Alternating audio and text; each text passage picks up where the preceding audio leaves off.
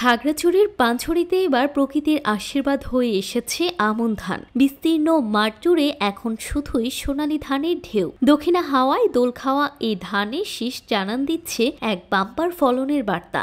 অনুকূল আবহাওয়া আর কৃষকের নিবিড় পরিচর্যায় পাহাড়ি জনপদ সেজেছে সোনালী সাজে। ক্ষেতের ধান পেকে যাওয়ায় কৃষাণীদের এখন দম ফেলার ফুরসত নেই। কেউ ধান কাটছেন, কেউ বা কাঁধে ভার নিয়ে ছুটেছেন বাড়ির পানে।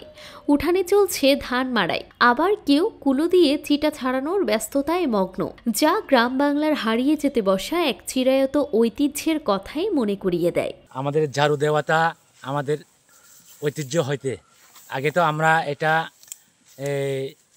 এগুলা অনেক লোকজন মিলে যখন অনেকজন লোক মিলে আমরা দাওয়াত দিয়ে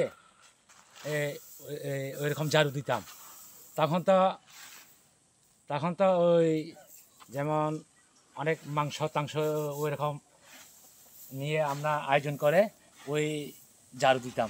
এখন তো ওই দিন আর নাই, আস্তে আস্তে ওইগুলো বিলুপ্ত হয়ে গেছে, এই জন্য এগুলো ধরে রাখতেছি আর কি। একই সাথে চলছে ধান শুকিয়ে গোলায় ভরার প্রস্তুতি। প্রতিটি বাড়ি আর উঠোন এখন উৎসব মুখর। নতুন ধান ঘরে তোলার আনন্দ আর পরিশ্রমের সার্থকতায় কৃষকের মুখে ফুটেছে তৃপ্তির হাসি। বছর যে ধান করেছিলাম আমি 3 কানির মতো, এই বছর কিন্তু 5 কানি করেছি।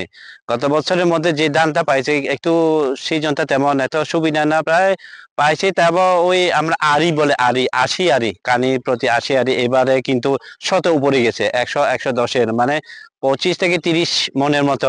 এইভাবে মন হিসাব করলে 40% কানির জমির মধ্যে এই বছর 100 উপরে গেছে। কিন্তু এই বছর শেষে যে বৃষ্টিটা হওয়াতে একটু ভালো হয়েছে, উপকার হয়েছে। উপজেলা কৃষি কর্মকর্তা মোহাম্মদ আব্দুস সালাম জানান, এবার 3795 হেক্টর জমিতে আমনের আবাদ হয়েছে, যার উৎপাদন লক্ষ্যমাত্রা 17,837 মেট্রিক টন। গত বছর 3790 হেক্টর জমিতে উৎপাদন হয়েছিল 15,918 মেট্রিক টন, অর্থাৎ এবার উৎপাদন বেড়েছে প্রায় 2000 মেট্রিক টন। তিনি আরো বলেন, অনুকূল আবহাওয়া এবং রোগ ও পোকামাকড়ের আক্রমণ কম হওয়ার কারণেই এবার ভালো ফলন পাওয়া গেছে।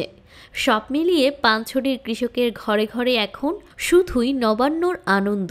মৌসুমে পানছড়ি উপজেলায় আমন ধানের আবাদ হয়েছে 3795 হেক্টর জমিতে। গত বছর আবাদের পরিমাণ ছিল 3790 হেক্টর।